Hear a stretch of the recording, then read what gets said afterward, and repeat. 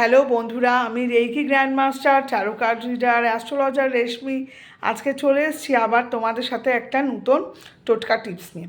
তো আজকে আমরা যে টোটকা টিপসটা ইউজ করব, যেটা নিয়ে বলবো, সেটা হচ্ছে গিয়ে তোমাদের শিবজির টোটকা টিপস। এবং এই টোটকা টিপসটা তোমরা কি করে ইউজ করবে সেটা শোনার জন্য পুরো ভিডিওটা তোমাদের মন দিয়ে প্রথম থেকে শেষ অবধি শুনতে হবে।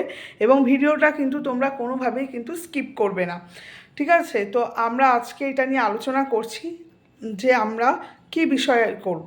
তো শিবজি যেটার জন্য সবথেকে বেশি পরিচিত আছেন সেটা হচ্ছে যে রিলেশনশিপে ব্লকেজ এবং ফাইন্যান্স।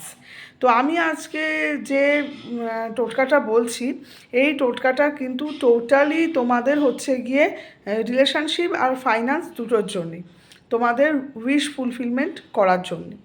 তো তোমরা কম বেশি সকলেই শিব ঠাকুরের পুজো করো, এইটা তোমরা বাড়িতেও করতে পারো। প্রতি সোমবার সোমবার তো ডেফিনেটলি করবে। যারা এখন অ্যাকিউট রিলেশনশিপ প্রবলেমের মধ্যে দিয়ে যাচ্ছ, বিশেষ করে মকর রাশি, মীন রাশি, বৃশ্চিক রাশি এবং বাকি সমস্ত রাশিগুলো, তারা এটা প্রতিদিনই করতে পারো। এবং এটা করার জন্য তোমরা বাড়িতে বসেই করতে পারো, মন্দিরে যে অলওয়েজ যেতে হবে সেটা নয়। তো আমি এবার আস্তে আস্তে মূল বিষয়ের ভিতরে ঢুকছি যে কি কি ইউজ করলে আমরা এই ফাইন্যান্স এবং তোমাদের রিলেশনশিপের প্রবলেম থেকে বেরিয়ে যেতে পারবো আমরা, ঠিক আছে? তো ফার্স্টেই আমি যে স্পিরিচুয়ালটা বলবো, সেই স্পিরিচুয়ালটা হচ্ছে গিয়ে শিবশক্তি।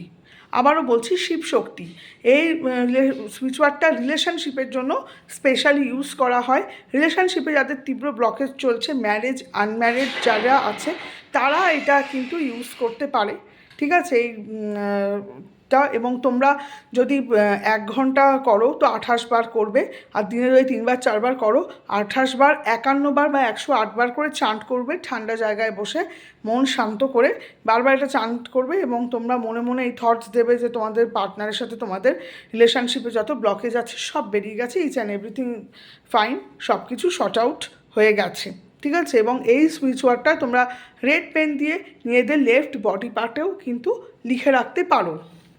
হলো এটা।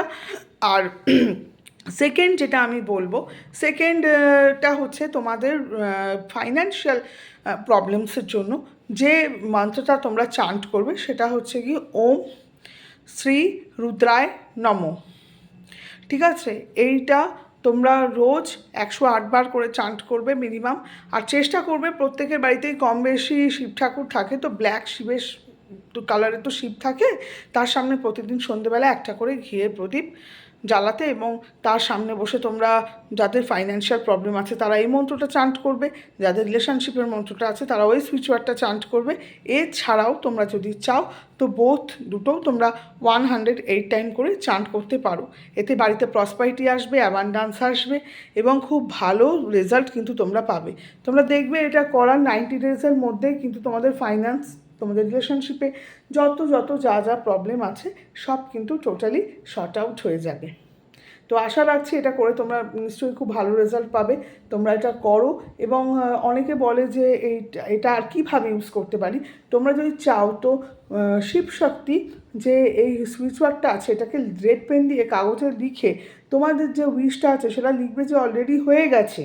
এইভাবে লিখেও 4 ফোল্ড করে জলের বোতলের মধ্যে রেখে জলটা পান করতে পারো। এবং প্রতিদিন কাগজটা আর জলটা চেঞ্জ করে নেবে।